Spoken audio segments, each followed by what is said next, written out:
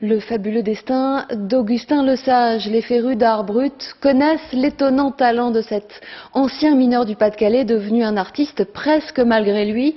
Depuis son coron de Burbure, des voix en effet l'ont amené à créer une œuvre foisonnante, encensée par les surréalistes. En 2008, une grande galerie parisienne lui rendait hommage. Aurélia Chopin, Antoine Morvan. D'abord, il y a l'œuvre. Plus de 800 tableaux, souvent immenses et inclassables. Augustin Lesage est l'une des figures majeures de l'art brut en France.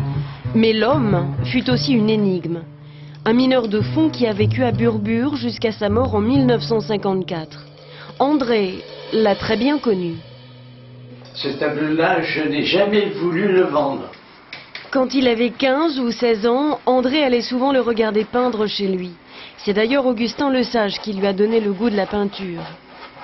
On arrivait dans sa petite maison de mineur, c'était comme si on entrait dans une cathédrale. C'était la profondeur du regard qui était impressionnant et aussi sa sérénité. Lesage était ce qu'on appelle un peintre spirit, autodidacte. Au fond de la mine, lorsqu'il avait 35 ans, il entendit une voix lui dire qu'il serait peintre. Et quand il a franchi le pas, ce sont des voix, toujours, qui guidaient son pinceau. Par rapport à ça, je regardais et je dis tiens, il a oublié l'abanon. Au bout d'un moment, hop, il revenait, un coup de pinceau et puis c'était formidable, quoi. On sentait qu'il était conduit par quelque chose. Il ne réfléchissait pas.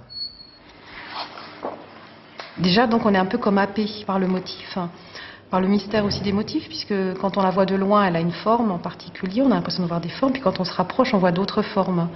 Et on rentre vraiment dans un labyrinthe d'architecture. C'est une sorte de très grande composition dans laquelle on se perd. Burbure, près d'Auchel. Ici, tout a changé depuis les années 50, mais l'un des adjoints du maire nous emmène devant la maison où vivait le peintre. Il était souvent derrière sa fenêtre. Et dans la journée, alors qu'il était au boulot, son esprit était traversé par la peinture, tout ça. Et la nuit, il se levait et puis il peignait. Lesage a légué quelques toiles à la mairie. Il n'a jamais fait fortune. Il vendait ses tableaux au prix que lui coûtait son matériel, mais il fut mondialement reconnu de son vivant. À la fois médium et sociétaire des artistes français. Roosevelt lui-même lui a acheté une toile. Peu à peu, des artistes aussi vont s'intéresser à son travail, et en particulier les surréalistes, qui vont avoir un intérêt pour ces peintures presque automatiques. Des toiles de Lesage à Burbure, Paul et Paul en ont aussi quelques-unes, ce sont d'anciens voisins du peintre. Regardez les couleurs, c'était un champion, hein. Il était tellement simple, cet homme-là.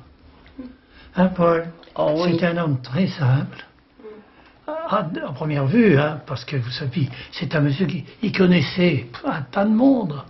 En Angleterre, le président des États-Unis, oh oui, il a été reçu partout. Aujourd'hui, la plupart des tableaux de Lesage sont à l'abri dans des musées.